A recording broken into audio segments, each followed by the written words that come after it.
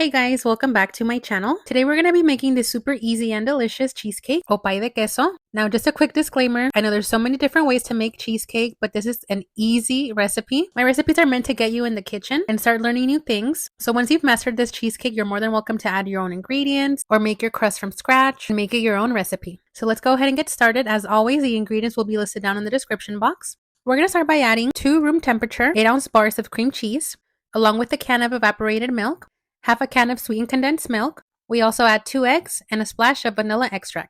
We're going to blend that really well. We want to make sure we don't see any clumps. And then you want to go ahead and taste it. Again, if you want it to be sweeter, go ahead and add more sweetened condensed milk, but mine was perfect.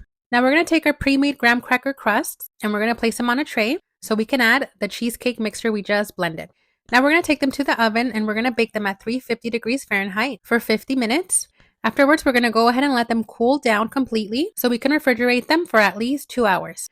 And after 2 hours, your cheesecake is ready. Now you can top it with whatever topping you'd like. This time I added some strawberries with the strawberry glaze. And to some individual pieces, I added some caramel drizzle. And it was so good. And just like that, your super easy and delicious cheesecake is now ready to enjoy.